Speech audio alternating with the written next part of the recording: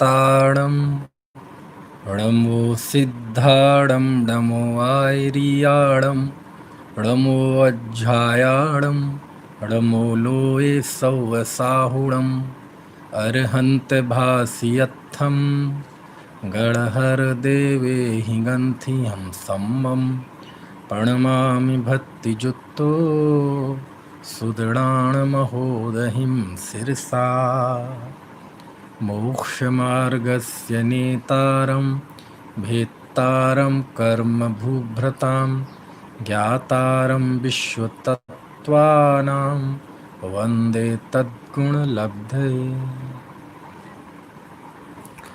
श्रुतावतार। श्रुतावतार के अंतर्गत आचार्य गृद्धपिक्ष उमा स्वामी द्वारा रचित तत्वार सूत्र की विषय वस्तु हम समझ रहे थे। तत्वार सूत्र की विषय वस्तु 10 अध्यायों में विभक्त है। इस पूरे तत्वार सूत्र में 357 सूत्र हैं, जिसमें तत्वार्थों का वर्णन है। इसमें जो पहला अध्याय है, इस पहले अध्याय में सामान्य तौर पर हम कहते हैं कि पहले 4 अध्यायों में जीव तत्व का निरूपण है, लेकिन यदि विशेष कथन किया जाए तो जीव का निरूपण तो दूसरे अध्याय से प्रारंभ होता है, स्वतत्वों के विवेचन के साथ। यहाँ तो अभी इस अध्याय में मोक्ष मार्ग का कथन किया, सम्यक दर्शन का लक्षण बताया, इसके बाद जीवादि को जानने के उपाय बताए और प्रमाण और न्याय की चर्चा की। बस ये विषय इस पहले अध्याय का है। इसमें अभी अलग से कोई जीव तत्व का निरूपण नहीं किया गया है, लेकिन मोटे तौर पर कह देते हैं, वो कथन कोई गलत है ऐसा मैं नहीं कहता। चलिए, इस प्रथम अध्याय में कल हमने देखा था कि वो बात स्मरण दिला दूं आपको कि आचार्य उमा स्वामी के मुखारबिंद से ये तत्वार सूत्र कोई आत्मा का हित चाहने वाले किसी आसन्न भव्य जीव के निमित्त निकला। यानी इससे ये साफ है कि तत्वार्थ सूत्र में जो विषय है वो विषय आत्महित के लिए है, यानी वह केवल जानकारी बढ़ाने के लिए नहीं है, वो हमारे आत्महित से जुड़ा हुआ है। इससे बात सिद्ध होती है। और तत्वार्थ सूत्र में जब आचार्य ने मोक्ष मार्ग का कथन किया, सम्यक दर्शन का कथन किया, तो उसके बाद उन्होंने जिन 7 तत्वों की प्रतीति को सम्यक दर्शन कहा, उसके जानने के उपाय आचार्य भगवान ने बताए थे कि प्रमाण नय उसके उपाय हैं, और भी बताए निर्देश स्वामित्व आदि और सत्संख्या आदि। तो इनमें थोड़ी सी हमने तुलना की थी कि ये हैं तो सभी उपाय है ना, लेकिन यहाँ सिद्धांत की शैली और तत्व की शैली दोनों का आचार्य ने यहाँ समायोजन किया है। प्रमाण नय इनके द्वारा वस्तु को जानना ये द्रव्यान योग की शैली है, और निर्देश आदि सत्संख्या के द्वारा वस्तु को जानना ये सिद्धांत की शैली है। जैसे हम आमतौर पे नयों के लिए कहते हैं ना, मोटा मोटा, उसकी बारीकी में जाएंगे तो थोड़ा सा कई खास बातें निकलेंगी, लेकिन हम जैसे मोटा मोटा कह देते हैं ना, क्या कह देते हैं कि निश्चय व्यवहार ये अध्यात्म के नय हैं और द्रव्यार्थिक पर्यायार्थिक ये आगम के नय हैं, मोटा मोटा। ऐसे ही प्रमाण नय के द्वारा जो वस्तु स्वरूप बताया जाता है, ये मुख्य रूप से द्रव्यान योग की शैली है, और सत्संख्या आदि व निक्षेप की शैली बहुत ज़बरदस्त है, धवला में निक्षेप की शैली है। तो इससे जो बताया जाता है वो सिद्धांत की शैली है। तो दोनों ही जानने के उपाय हैं, दोनों ही के द्वारा जीव का आदि तत्वों का परिज्ञान होता है। तो उमा स्वामी आचार्य के सामने तो दोनों ही परंपराएं बहुत समृद्ध हो चुकी थी, तो उन्होंने दोनों को ही यहाँ शामिल किया। ठीक है। इसके बाद आचार्य ने चूँकि मूल जो सत्संख्या आदि की बात ना करके आचार्य ने फिर प्रमाण नय रधिगमा, ये दो, इस सूत्र में जो 2 उपाय बताए गए, प्रमाण और नय, इनका कथन फिर पूरे अध्याय में, पहले अध्याय में शेष में उन्होंने किया है ना। और उसको बताते हुए आचार्य ने प्रमाण का स्वरूप बताया, प्रमाण के दो भेद किए, प्रत्यक्ष प्रमाण, परोक्ष प्रमाण। परोक्ष प्रमाण में मति ज्ञान, श्रुत ज्ञान, इनका स्वरूप बताया, अवग्रह, इहा, अवाय धारणा, इनका स्वरूप बताया। प्रत्यक्ष ज्ञान, अवधि ज्ञान, मनः पर्याय ज्ञान, केवल ज्ञान, इनका स्वरूप बताया।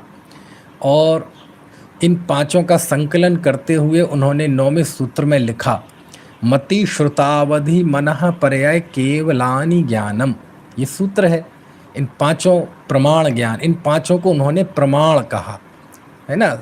और ये प्रमाण के दो भेद किए, इन पांचों को दो भागों में बांटा, है ना। लेकिन दो भागों में बांटा वो तो ठीक है, लेकिन ये जो 9वां सूत्र है इसमें और बातें तो बहुत हैं। मैं तत्वार्थ सूत्र नहीं पढ़ा रहा हूँ, लेकिन कोई विशेष चीज़ मुझे दिखती है जो आगम अध्यात्म का सुमेल जिसमें हो और थोड़ी सी हमें रोमांचित करे और कोई बढ़िया निष्कर्ष निकले। नए तो नहीं, नए तो मैं नहीं कहता, बढ़िया, क्योंकि आचार्यों ने जो कह दिया वो अब हमारे लिए वो हम किसी को कहते हैं ना ये नई बात है, नई बात है, तो नई बात मतलब हमने अपनी अज्ञानता को बता दिया।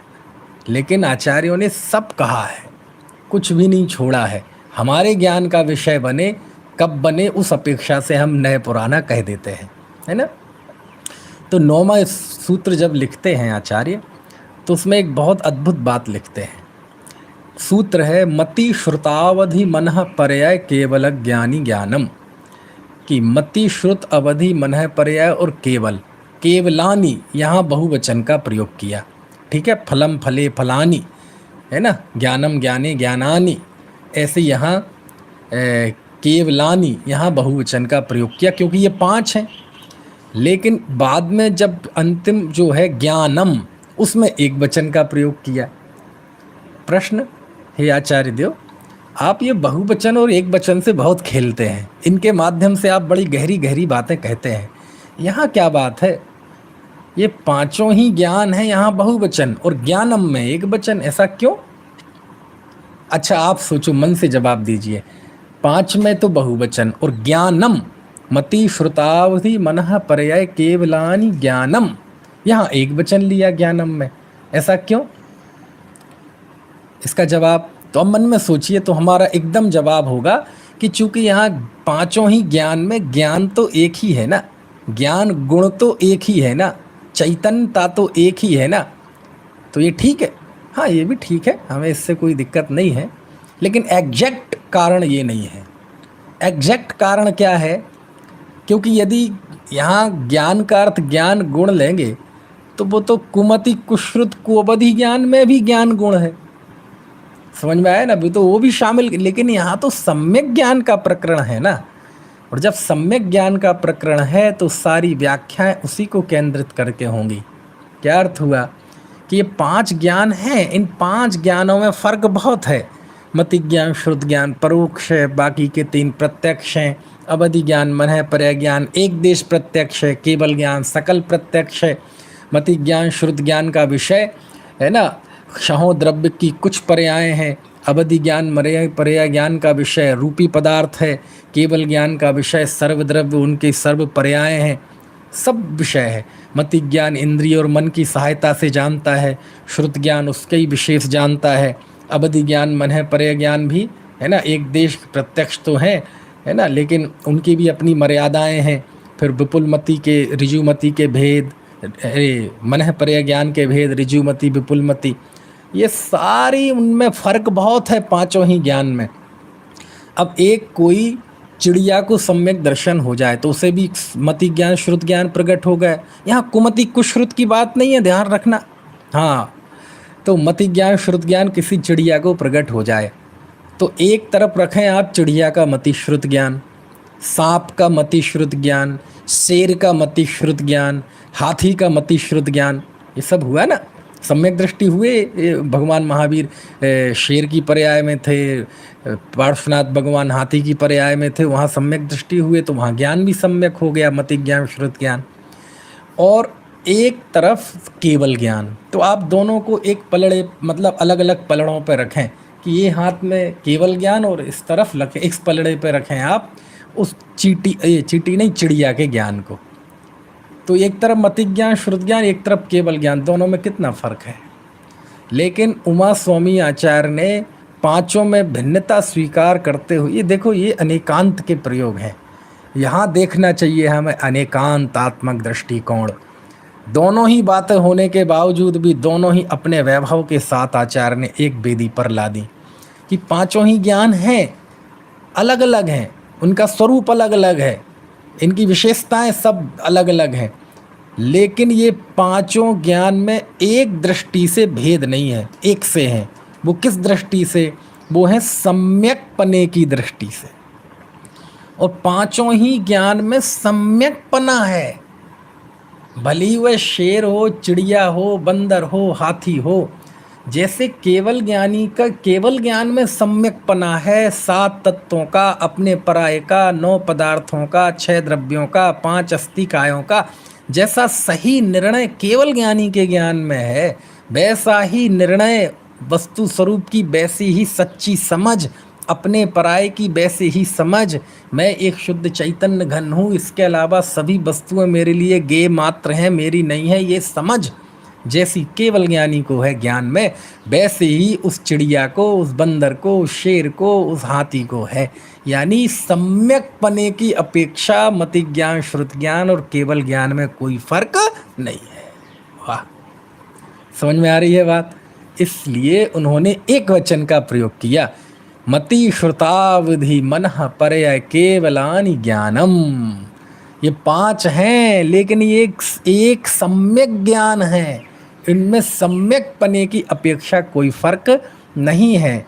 जैसे केवल ज्ञानी का ज्ञान संशय विपर्य अनद्ध वसाय से रहित है, ऐसे मति ज्ञान, श्रुत ज्ञान भी अनद्ध वसाय से रहित है। मतलब क्या हुआ कि वर्तमान में हम केवल ज्ञानी तो नहीं हो सकते, पंचम काल है, इस युग में केवल ज्ञानी हो नहीं सकते, लेकिन केवल ज्ञान जैसा सम्यक ज्ञान हो सकता है। कैसा? मति ज्ञान। यदि हम सम्यक ज्ञान रूप परिणमन करते हैं, सम्यक रूप परिणमन करते हैं, तो आपका ज्ञान केवल ज्ञान जैसा हो जाएगा। अब इसकी मैं व्याख्या नहीं करता, बहुत लंबी व्याख्या है, बहुत रेफरेंस मेरे मन में आ रहे हैं गीतों के, भजनों के, गाथाओं के, सबके। लेकिन ये विशेष बात कि पांचों ज्ञान हैं, एक सम्यक पने अपेक्षा समान है, इसलिए आचार्य ने एक वचन लिया। यानी कितनी ये उत्साह की बात है, कितना बहुमान आना चाहिए कि हमारे ज्ञान में कुछ ऐसा भी है कि यदि हम उस रूप परिणमित हो जाएं तो हम केवल ज्ञान की बराबरी कर लेंगे। किस मामले में? सम्यक पने के मामले में, विषयों के मामले में नहीं, समझ में, सम्यक पने के मामले में। और वह किसका ज्ञान है? वह प्रयोजन भूत तत्वों का ज्ञान है, 7 तत्व, 9 पदार्थ, 5 अस्तिकाएं, 6 द्रव्यों का ज्ञान है, अपने पराये की पहचान है। समझ में आए ना? है इस तरह से। चलिए, इसके बाद आचार्य ने पांचों ज्ञान का स्वरूप बताया, उनके विषय बताए, उनके साथ जो जो विशेषताएं जुड़ी हैं वो सब बताया। और एक और सूत्र बड़ा, क्या कहना चाहिए, बहुत गौर करने लायक है। बाकी के सूत्र भी महत्वपूर्ण हैं, लेकिन वो चीज़ जो गौर करने लायक है, आचार्य देव ने, मतलब उमा स्वामी आचार्य ने वो बात बड़ी स्पेशल कही है, स्पेशल में भी स्पेशल, और जिसकी चर्चा हमें करनी चाहिए, वार्ता करनी चाहिए, उस पर सोचना चाहिए। वो है इसका 32वां सूत्र। इस 32वें सूत्र में क्या कहा है? एक बहुत बड़ी, है ना, एक बहुत बड़े सेंसिटिव पॉइंट का जवाब आचार्य ने दिया है, क्योंकि विषय था, प्रमाण विषय था सम्यक ज्ञान। तो प्रश्न ये है कि हे आचार्य देव, आप सम्यक ज्ञान की व्याख्या कर रहे हैं, तो सम्यक ज्ञान आप ऐसा कह दो ना कि जैसे ये सामने पुस्तक दिख रही है, तो हमने पुस्तक को पुस्तक जान लिया, बस सम्यक ज्ञान हो गया। और पुस्तक को पुस्तक नहीं जाना, गलत जाना, तो ये मिथ्या ज्ञान हो गया। रस्सी को रस्सी जाना, सांप को सांप जाना, ये सम्यक ज्ञान हो गया। और सांप को रस्सी जान लिया, रस्सी को सांप जान लिया, ये मिथ्या ज्ञान हो गया। ऐसा आप सीधा सीधा कह दो ना, इतने हमें क्यों कहते हो, है ना। और आप जिसे सम्यक ज्ञान कहते हैं, मान लीजिए कोई सम्यक दृष्टि ज्ञानी है, मान लीजिए मैं सम्यक ज्ञानी हूँ, तो मैं यदि रस्सी को सांप जानूं और सांप को रस्सी जानूं, हे आचार्य देव, हमारा ये ज्ञान कौन सा ज्ञान है, सम्यक ज्ञान की मिथ्या ज्ञान? बोले सम्यक ज्ञान है। क्यों? क्योंकि कुमति कुश्रुत तो तुम्हारे है नहीं। अब बचा मति श्रुत ज्ञान, तो मति श्रुत ज्ञान तो सम्यक ज्ञान है ना। ये आचार्य बड़ी दादागिरी हुई। ये तो बिल्कुल वैसी हो गई जैसे जिनेंद्रों में है कि भगवान करें तो भक्ति और हम कर लें तो चोरी, वो करें तो रास और हम कर लें तो पुलिस जेल में डाल दे। ऐसा नहीं हुआ है। बोले नहीं, ऐसा नहीं हुआ भैया। समझ में आया ना? ज्ञानी जीव, सम्यक दृष्टि जीव कुछ भी उल्टा सीधा जान ले दुनिया के अप्रयोजन भूत विषय में, तब भी उसका ज्ञान सम्यक ज्ञान है। और इसके विपरीत कोई अज्ञानी मिथ्या दृष्टि जीव है जिसे तत्वों की प्रतीति नहीं है, हृदय में स्वीकार नहीं है, अपने पराये की पहचान नहीं है, वो सब कुछ कितना ही सही सही जान ले, अप्रयोजन भूत तत्वों का तो छोड़ दो, दुनियादारी का ज्ञान, शास्त्र के अनुसार 7 तत्व 9 पदार्थ 6 द्रव्य 85 काय को भी अच्छी तरह जान ले, पूरे शास्त्रों को रट ले, सारी गाथा सूत्र जिसके कंठ में आ जाएं, और उत्कृष्ट कहें तो 11 अंगनों पूर्व का ज्ञानी भी हो जाए, तब भी आचार्य कहते उसका मिथ्या ज्ञान है। हे आचार्य देव, ये बात मुझे समझ में नहीं आई। थोड़ा हम जीवों पे दया करो, कृपा करो। जैसे आपने मुक्ति का मार्ग बताया करुणा के साथ, ऐसे ही थोड़ा इस बात पे भी करुणा कीजिए और मुझे बताइए आखिरकार कि ऐसा क्यों। मिथ्या दृष्टि सब कुछ सही सही जानता है, तब भी उसका ज्ञान मिथ्या ज्ञान क्यों है। और इस बात के जवाब में आचार्य ने ऐसा सूत्र लिखा, सच में बहुत विचारने लायक, जीवन में बदलाव लाने लायक सूत्र लिखा। क्या लिखा देखो, सद सतोर विशेषाद द्रक्षोपलब्धेर उन्मत्तवत। क्या लिखा? बड़ा संक्षिप्त सा सूत्र है ये तो, लेकिन इनकी समाहार शक्ति इतनी ज़्यादा है, अर्थों को शामिल करने की ताकत तत्वार सूत्र के सूत्रों में इतनी अधिक है, ये बहुत आकर्षित करती है मुझे। आचार्य लिख रहे हैं क्यों है, यदि कोई शास्त्रानुसार सब कुछ सही सही जान लेता है और ऐसा भी जान ले कि दूसरे को बताए तो दूसरे सम्यक दृष्टि हो जाए, भले उसका वो निमित्त नहीं कहलाएगा वो जीव, लेकिन वाणी तो वो सम्यक ज्ञानियों की है ना, तो वो तो निमित्त है। तो ऐसा क्या होता है कि इतना सब होने के बावजूद भी उसका ज्ञान मिथ्या ज्ञान है? तो आचार्य मालूम क्या कह रहे हैं सूत्र में, उन्मत्त है, पागल है, नशे में है। जैसे कोई नशे में होता है ना, जिसका पागलपन छाता है ना दिमाग में, तो वो तो उसे कुछ पता तो है नहीं। सत असत, सद असत विशेषाद द्रक्षोन्मत्वत, सत और असत की विशेष ज्ञान की उपलब्धि के बिना, अनुपलब्धि के कारण, है ना, यानी उस व्यक्ति को सत और असत के विशेष ज्ञान की उपलब्धि नहीं है।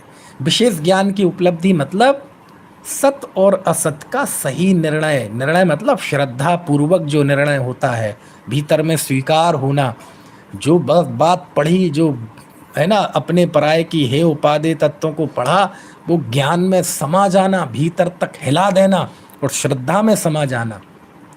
तो बोले विशेष सत और असत, विद्यमान और अविद्यमान का विशेष ज्ञान नहीं होने की वजह से यह व्यक्ति यदृक्षोपलब्धि, जैसा इसे मन में आता है, जैसा इसकी कल्पना में होता है, वैसा जान लेता है।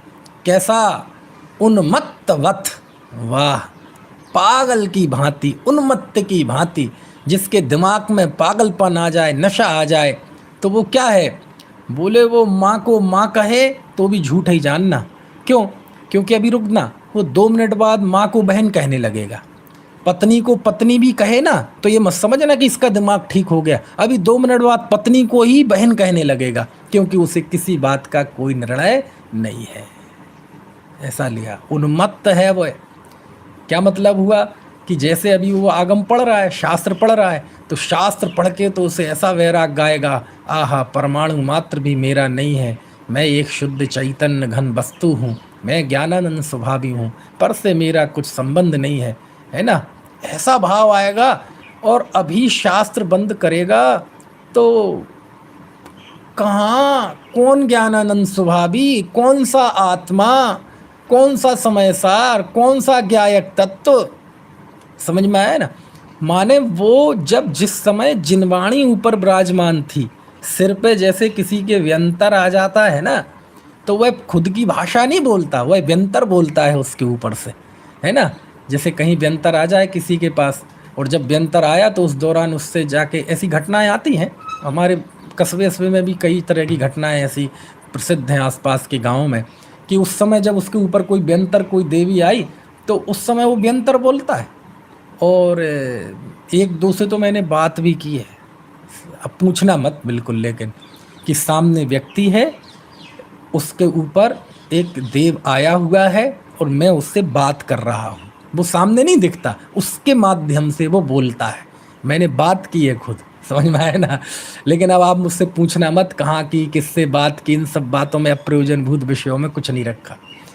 तो उस समय आप किसी के ऊपर आया, उससे पूछो, मान लीजिए उस तरह का कौतूहल करने का उसका स्वभाव है कि साहब मेरा बच्चा खो गया है, बताओ कहाँ मिलेगा। आप उस तरफ जाओ, उस दिशा में एक पेड़ के नीचे लेटा हुआ है, चले जाओ जल्दी, अभी मिल जाएगा। गए, मिल गए। साहब हमारी हमारी सूटकेस की चाबी खो गई है, बताओ जरा, लॉकर की चाबी मिल गई है, कहाँ? वहाँ चले जाओ, वहाँ मिल जाएगा। अजय हमारे घर के गहने खो गए, बताओ कहाँ लिख मिल जाएंगे? बोले तुम्हारी घर में है। समझ में आया ना। अब वो व्यंतर चला गया, अब उससे पूछा, अजी हमारे गहने बता दो। का क्यों, मैंने रखे थे तुम्हारे गहने, मुझे क्या पता, जा पुलिस में बोलो। तो अभी वो बोल रहा था, कौन था? बोले वो तो कोई और था। समझ में आया ना। है? जैसे वो एक कहानी आती है, कहाँ की है कैसी, हमने तो दादा के मुंह से सुनी, कि वो एक राजा अब जा रहे थे हाथी पे बैठे, तो एक बेवड़ा आ गया उन्मत्त, जिसका उदाहरण दिया उमा स्वामी आचार्य ने, और कहा, हाँ भाई हाथी बेचोगे? किससे पूछ रहा? राजा से। अब इतनी हिम्मत, राजा से कोई कह दे हाथी बेचेगा? उस सैनिकों ने पकड़ा, बोले अरे बता ना, पकड़ता क्यों है, ज्यादा तुझे गुमान आ रहा, जल्दी बता हाथी बेचेगा क्या? तो उसे पकड़ के ले गए, बोले इसे सुबह लाना। अब रात भर वो काल कोठरी में रहा, जेल में रहा, थोड़ी उसकी हो सकता है सेवा शुश्रूषा भी की हो, मरम्मत भी की हो। सुबह उसे दरबार में पेश किया गया, तो राजा साहब ने कहा, हाँ भाई मैं हाथी बेच रहा हूँ, तुम्हें चाहिए? कौन सा हाथी? तुम ही कह रहे थे कि मैं हाथी खरीदूंगा। कौन खरीदार, कब की? अजीब, वो तो कोई और था। मतलब वो जो हाथी चाह रहा था ना कि हाथी बेच दो राजा साहब, अरे वो कहने वाला तो कोई और था। कोई था मतलब शराब थी, शराब नशा चढ़ा था ना, तो कोई और था। अरे माई बाप कैसी बात कर रहे, अरे आपकी हाथी, अरे महाराज साहब, अरे साहब चरणों में पड़ गया, माफ़ कर दो जी, माफ़ कर दो, शरणागत महाराज, महाराज क्षमा हो, क्षमा हो, क्षमा हो। समझ में आया ना, माफ़ी मांगने लगा। कहते हैं हाय हाय, ये स्थिति है। बोले आप देखो शराबियों की क्या दयनीय स्थिति हो जाती है। किसी बड़े रईस का बेटा हो, मंत्री संतरी का बेटा हो, तो कितना उसका, मंत्री का बेटा साहब, मिनिस्टर का बेटा, और ऐसी स्थिति आ जाए, शराब वराब की लत लग जाए, अफीम अफीम खा के कहीं कूड़े में पड़ा है, नाली में पड़ा है, कुत्ता उस पर अवशिष्ट पदार्थ गिरा रहा है। समझ में आए कैसी दयनीय अवस्था। बोले तो ये दृष्टांत दिया, सोचो आप, किसने? बहुत कम ऐसे सूत्र हैं आचार्य ने जहाँ दृष्टांत दिए हों। समझ में आए ना, बहुत कम, लिमिटेड, जिसमें एक दृष्टांत आचार्य उमा स्वामी ने अपनी ओर से दिया है। और किसका दृष्टांत दिया है? उन्मत्तवत, जैसे कोई उन्मत्त हो जाता है, नशे में हो जाता है, दिमाग में पागलपन छा जाता है, तो उसे कुछ नहीं पता, उसको तो सही भी बोले तो तुक्का लग जाता है। यदि तुम्हें लग रहा है ना कि सही बोल रहा, सही नहीं बोल रहा था, वो तो तुक्का लग गया था। जैसे कि उसमें होता है ना एग्ज़ाम में, पता तो है नहीं चार में से कौन सा जवाब है, थोड़ा मुकार मंत्र करके जिस पे उंगली आ जाए ठीक है, वो रख दो, समझ में, और कदाचित वो सही निकल जाए। तो वो उसका ज्ञान सम्यक ज्ञान है कि नहीं? नहीं, उसका उत्तर सही निकला, उसे नंबर भी मिल जाएंगे, लेकिन उसका ज्ञान तो मिथ्या ज्ञान है, क्योंकि उसे किसी चीज़ का निर्णय नहीं था, वो तो तुक्का लग गया। आहा, ऐसी आचार्य कहते हैं, जो मिथ्या दृष्टि जीव है वो सच को सच जान ले, आगम अनुसार जान ले, तब भी उसका ज्ञान मिथ्या है। काहे कि जैसा उन्मत्त की तरह, जैसे नशे वाले को दिमाग में उन्मत्तपना हो तो कुछ पता नहीं है, बस मुंह से सत्य निकल गया, पता चले वो सत्य है, नहीं निकला। तो ऐसे जिनवाणी पढ़ रहे थे उस समय भावुक हो गया, हाँ मैं एक हूँ, शुद्ध हूँ, मैं करता नहीं हूँ, ज्ञाता हूँ, और जा वाणी के ज्ञानते हुई और अपनी असल जिंदगी में आ गए, बनावट से रहित अकृत्रिम जिंदगी में, तो वहाँ तो अभिप्राय में यही पड़ा है कि मैं शरीर हूँ, रुपए पैसे में सुख है, इन सब का मैं करता हूँ। आचार्य कहते पागल है ये, पागल, उन्मत्त है, नशे में है। तो साहब बोल तो रहा था अभी, अरे वो ये नहीं बोल रहा था, वो तो बेंतर बोल रहा था। जब ये कह रहा था ना मैं एक हूँ, शुद्ध हूँ, उस समय यो नहीं बोल रहा था। इसके ऊपर तो जिनवाणी माता आई थी, वो जिनवाणी माता बोल रही थी भैया, जिनवाणी के सूत्र उसके मुंह से निकल रहे थे। और उसमें क्या दम है? अभी ये कंप्यूटर चला दो तो कंप्यूटर भी बोलने लगेगा हूँ परमात्मा छू एम नक्की कर। वो पुद्गल परमाणु भी बोलने लगेंगे, वो पुद्गल निकलने लगेगा, वो पुद्गल भी बोलने लगेगा कि मैं एक आत्मा हूँ, शुद्धात्मा हूँ, अरूपी तत्व हूँ। है अरूपी, लेकिन बोल रहा है अरूपी वो कंप्यूटर। तो जैसे वो बोलता है ऐसे ये भी बोलने लगता है, ऐसा लिखा। हाँ हाँ, समझ में आ रही है बात भैया? समझ में आ रही है बात? थोड़ा सा जवाब दीजिए, समझ में आ गई है तो फिर आगे बढ़ें। चलिए, इसके बाद इस अध्याय का अंतिम सूत्र है, प्रमाण की बात तो हो गई, फिर अंतिम सूत्र है ये जो निश्चयाभासी वगैरह खड़े हुए हैं ना, ये इसी सूत्र की व्याख्या में सारी चीजें आ जाएंगी। आचार्य तो कह रहे तुम स्वभाव से शुद्ध हो, लेकिन ये उन्मत्त है, इसने अपने आप को पर्याय में शुद्ध मान लिया, तो निश्चयाभास खड़ा हो गया। आचार्य ने व्यवहार का उपदेश निश्चय का साधन जान के दिया था, समझ में आया ना? इसने व्यवहार को ही परमार्थ मान लिया, व्यवहाराभास खड़ा हो गया, उन्मत्तवत। आचार्य ने दोनों नयों की उपयोगिता इसलिए बताई थी कि तुम निश्चयाभासी ना हो, व्यवहाराभासी ना हो। व्यवहार को व्यवहार जानकर उसकी हैसियत के हिसाब से उसे देखना, उसका श्रद्धान छोड़ना, और निश्चय को परमार्थ जानकर ऐसा ही वस्तु स्वरूप है ऐसा मानना। इस तरह दोनों नयों को ग्रहण करना। इसको समझ में नहीं आया, इसने दोनों नयों को एक सा सत्य मान लिया, उभयाभास खड़ा हो गया। इसका नाम क्या है? उन्मत्तवत।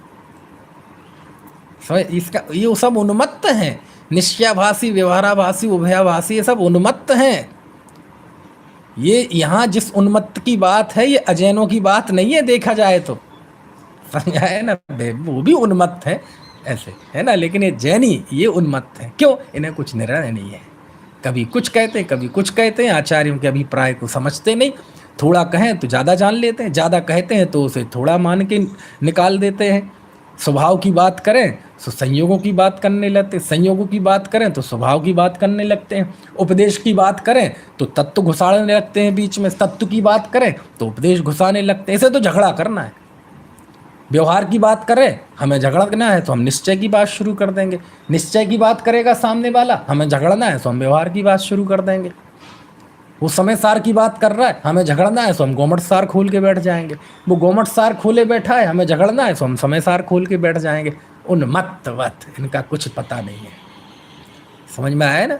ऐसे है। फिर अंतिम सूत्र में इस अध्याय के आचार्य ने दूसरा साधन जो था वस्तु को जानने का, पहला तो प्रमाण हो गया, प्रमाण की बात हो गई, फिर नयों का कथन किया। और नए के कथन में आचार्य ने 7 नए बताए, ठीक है? नैगम नय, व्यवहार नय, ऋजुसूत्र नय, नैगम नय, संग्रह नय, व्यवहार नय, ऋजुसूत्र नय, शब्द समभिरूढ़ और एवं भूत नय, 7 नए बताए, ठीक है? यहाँ एक विचारणीय है विषय कि यहाँ निश्चय व्यवहार तो कहीं है ही नहीं।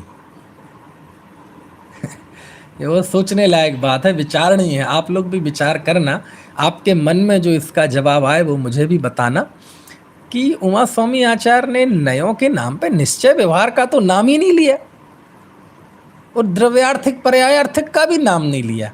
वैसे इनमें 3 नए द्रव्यार्थिक हैं, 4 पर्यायार्थिक हैं। पहले 3 नए द्रव्यार्थिक हैं, बाद के 4 नए पर्यायार्थिक नए। लेकिन नए के नाम पे साधन के रूप में प्रमाण नय रधिगमा, इस सूत्र में नए को जो साधन बताया, उस साधन के रूप में उन्होंने इन 7 नयों को लिया। अब ये बहुत सोचने लायक बात है, इससे इनका महत्व पता चलता है। कुछ बात समझ में आ रही?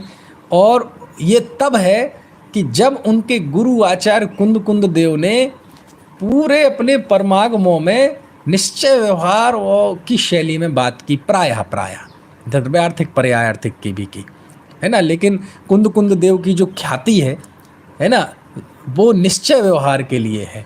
समय सार में निश्चय व्यवहार, नियम सार में निश्चय व्यवहार, तो ये जो निश्चय अभी शाम को जो चल रहा है ना अष्टपाहुड़, उसमें सुप्त पाहुड़ में अभी गाथा आएगी आगे कि जो दो प्रकार के इन तत्वों को जानता है वह सम्यक दृष्टि। अब दो प्रकार के मोक्ष मार्ग मतलब वस्तु तत्व यानी क्या, निश्चय और व्यवहार। तो निश्चय व्यवहार का जो इतना विशद उन्होंने प्रयोग किए कुंद स्वामी ने, उनके शिष्य उमा स्वामी ने नाम तक नहीं लिया।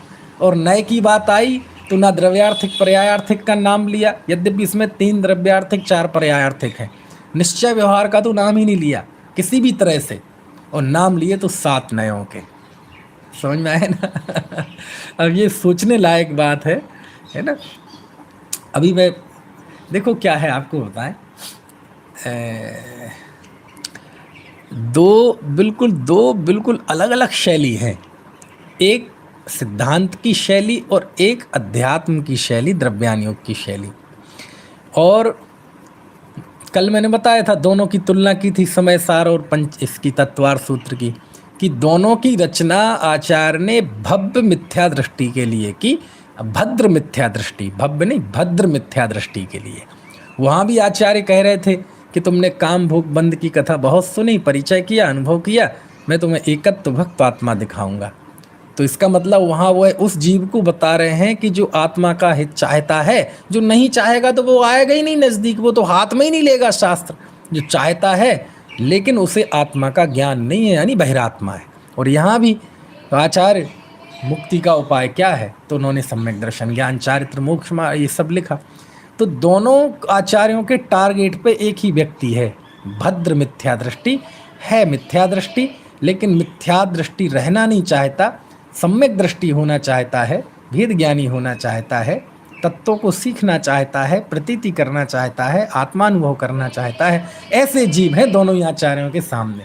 लेकिन एक तरफ समय सार है और दूसरी तरफ मोक्ष तत्वार सूत्र है। समझ में आए ना? अब दोनों में विवेचन कितना अंतर है, दोनों की शैली में, दोनों के विवेचन में, लेकिन हैं दोनों एक ही जीव को टारगेट करके। इससे क्या मतलब निकलता है कि तत्वार सूत्र में आगम शैली की मुख्यता है और समय सार अध्यात्म शैली की मुख्यता है। दोनों ही होना चाहिए, दोनों का परिज्ञान होगा तो ही सम्यक ज्ञानी होंगे हम। क्यों? यदि हम आगम को विस्मृत करके अकेला अध्यात्म पढ़ेंगे तो वह अध्यात्म अनर्थकारी होता है। उससे निश्चयाभास खड़े होते हैं, एकांत खड़े होते हैं, स्वेच्छाचारिता खड़ी होती है। समझ में आए ना? और दूसरा, अध्यात्म को भूल जाएं और केवल आगम पढ़ें तो आगम से जानकारी तो बढ़ जाएगी, 8 कर्म 148 प्रकृतियां, इन सब का ज्ञान तो हो जाएगा, लेकिन उससे आत्महित नहीं होगा, उससे भेद ज्ञान नहीं होगा। समझ में आए ना? उससे आश्रयभूत तत्व समझ में नहीं आएगा। तो अकेला अध्यात्म और अकेला आगम, ये दोनों ही कार्यकारी नहीं है। इसलिए इस बात को समझाने के लिए मैं हमेशा कहता हूँ, अभी किसी दिन मैंने वाक्य बोला था, शायद श्रोतावतार में ही बोला था, और फिर वो हमारे भाई निलय जी हैं शास्त्री, वो भी सुन रहे होंगे, उन्होंने इतना पसंद आया वो वाक्य कि उन्होंने उसका स्लोगन बना के वायरल कर दिया। उसमें क्या था कि आगम के बिना अध्यात्म अनर्थकारी होता है और अध्यात्म के बिना आगम अकार्यकारी होता है। अध्यात्म अकेला हो और आगम ना हो, अनुप्रमाणित ना हो तो अनर्थकारी, मतलब एकांती हो जाए, निश्चयावलंबी हो जाए, भ्रष्ट हो जाए। और आगम अकेला हो और अध्यात्म ना हो तो अकार्यकारी है, उससे कोई कार्य की सिद्धि होने वाली नहीं है। कार्य की सिद्धि मतलब रत्नत्रय की सिद्धि होने वाली नहीं है, मुक्ति की सिद्धि होने वाली नहीं है। इसलिए दोनों का संतुलन जरूरी है, तत्वार सूत्र भी और समय सार भी। यदि हमारे एक हाथ में समय सार है तो दूसरे हाथ में तत्वार सूत्र भी होना चाहिए।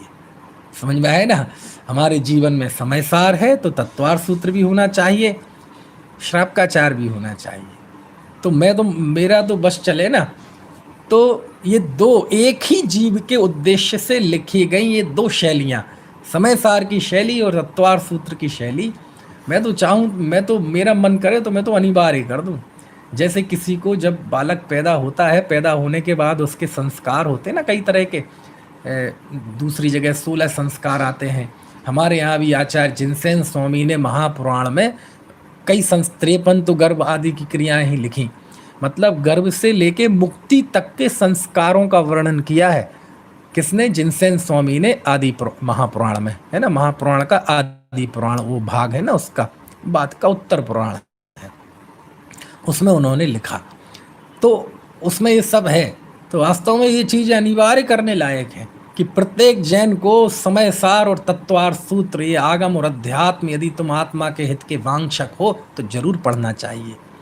और ये पढ़ लो तो इन दोनों को एक वेदी पर, ऐसे दोनों को, समय सार को और मतलब अध्यात्म को और आगम को, दोनों पद्धतियों को ऐसे एक साथ देखने वाला फिर मोक्ष मार्ग प्रकाशक भी पढ़ना चाहिए।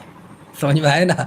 जहाँ उन्होंने अध्यात्म गर्भित आगम का कथन किया, सारा विवेचन आगम का किया, लेकिन आचार्य कल्प टोडरमल जी के हृदय में जो अध्यात्म को लेकर जो उनका दिल धड़कता है वो कहीं नहीं भूले वो, है ना। बात कोई भी चल रही हो लेकिन कहीं ना कहीं वहीं तक पहुँचे वो, है ना। तो दोनों समय सार तत्वार सूत्र ये तो हमारी रग रग में बस जाने चाहिए प्रत्येक जैनी को। जैसे अब ऐसा कोई अपन नियम तो बना नहीं सकते, लेकिन यदि कोई आपके पूछे कि हाँ आप आत्मा के हित के वांछक हैं, क्योंकि वो तो 100 में से एक आध ही होता है, तो उसको कहें कि आपका कोर्स निर्धारित है, अनिवार्य है क्या, आप तत्वार सूत्र समय सार ये 2 पढ़ें, इनका जो जो भी व्याख्यान होता है वो पढ़ें, और मोक्ष मार्ग प्रकाशक पढ़ें जहाँ दोनों में कैसा संतुलन होना चाहिए वो पढ़ें।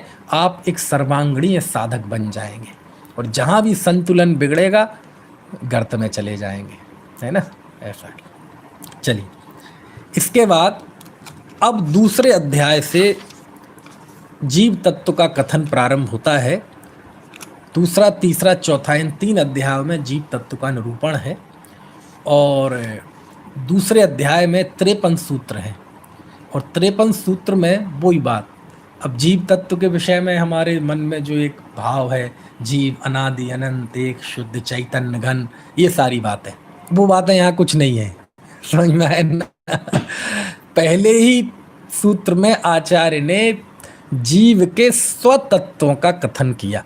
कौन से स्वतत्व? औपशमय क्षायकौ भावौ मिश्रश्च जीवस्य स्वतत्व मौदयक पारिणामिकौ च। ये 5 जीव के स्वतत्व बताए।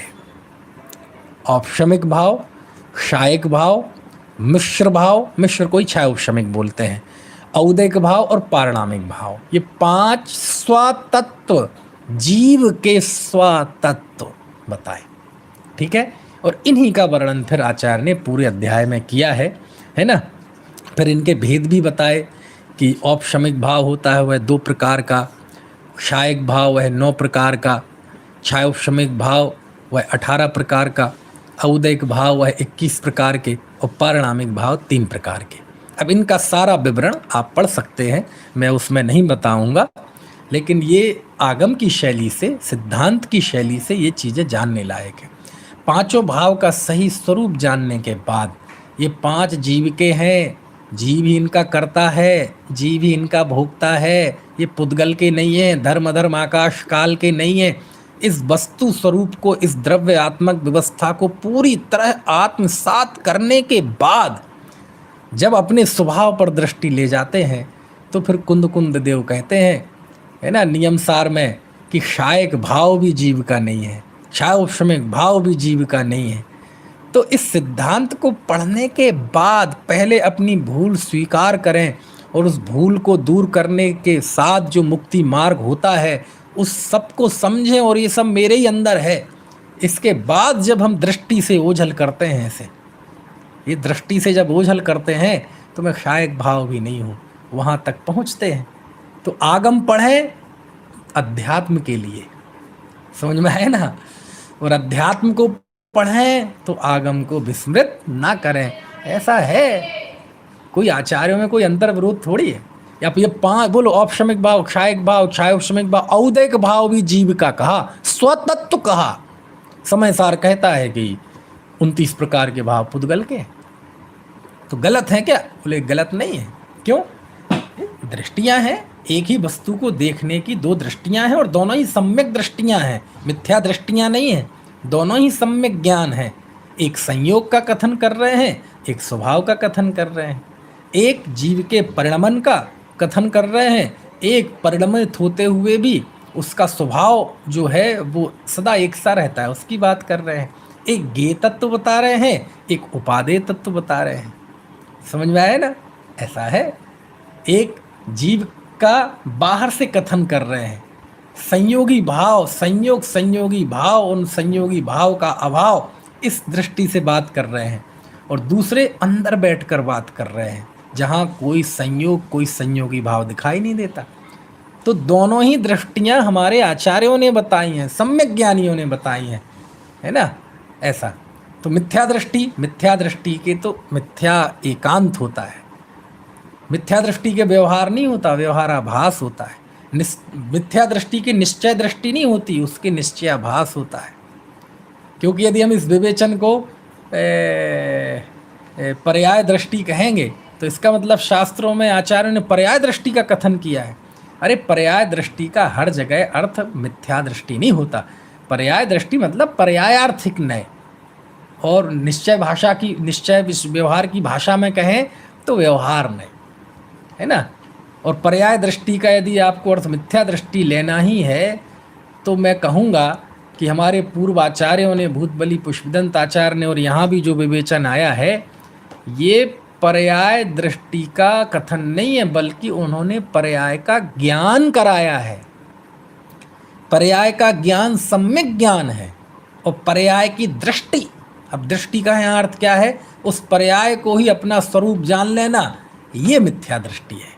आचार्य ने पर्याय का ज्ञान कराया है, पर्याय मूढ़ता का उपदेश नहीं दिया। अब आप पर्याय मूढ़ हो जाएं, अब उसमें आचार्य का कोई दोष नहीं है।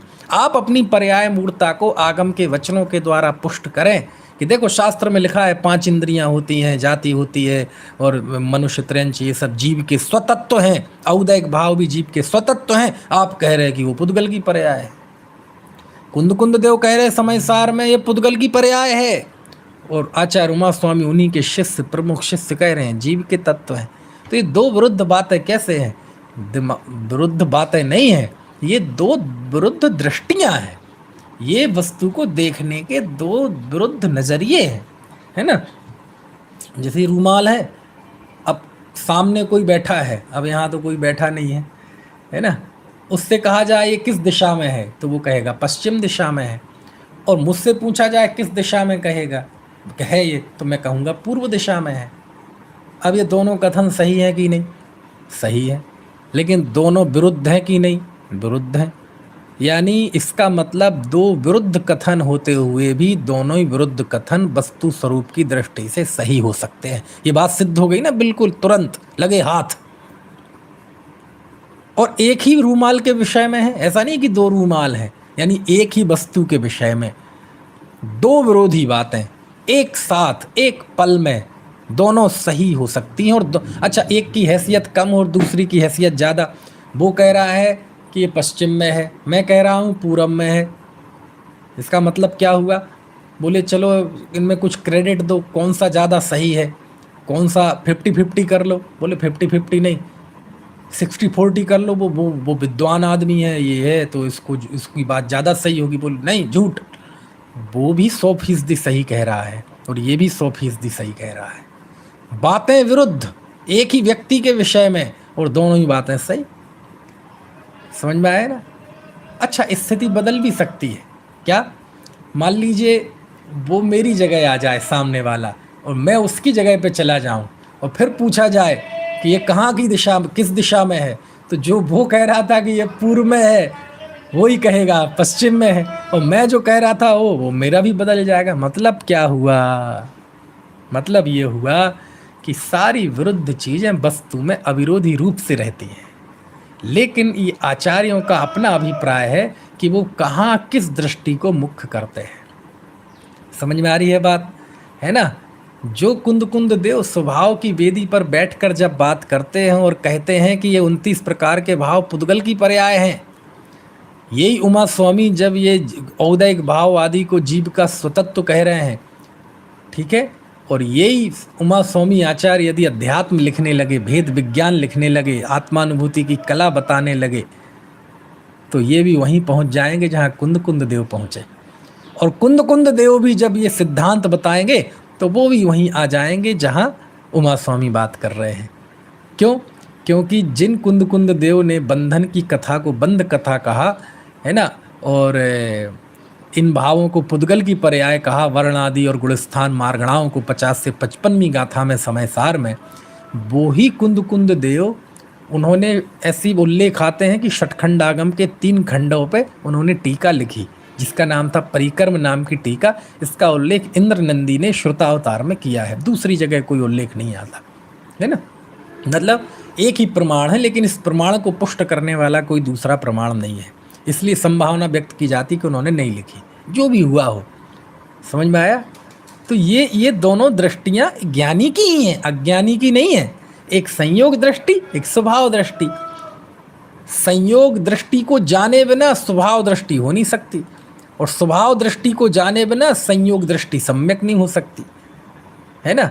अरे मैं एक शुद्ध ममत्वहीन हूँ, ये दृष्टि हम क्यों करना चाहते हैं? क्योंकि ये भी पर्याय के लिए ही है, क्योंकि हमने पर्याय में दुख का अनुभव किया और हम उस संयोगों में उस पर्याय के दुख से हटना चाहते हैं, उस दुख को दूर करना चाहे। अरे वो सामने वाला मिथ्या दृष्टि संसार के दुखों से डर कर आया है, आचार्य देव मुझे उस दुख से बचाओ। तो उस दुख से बचने के लिए आचार्य कहते हैं तुम एक शुद्ध ममत्वहीन अरुज्ञान दर्शन पूर्ण चैतन्य आत्मा हो। तो दुख को दूर करने के लिए ही उसे दुखों से रहित एक शुद्ध सुखमयी तत्व बताया गया है। समझ में आया ना? ऐसा सब जगह अनेकांत से सब बातें बिल्कुल सुलझी हुई हैं, कहीं कोई उलझाव नहीं है। और बात आगे कल करेंगे।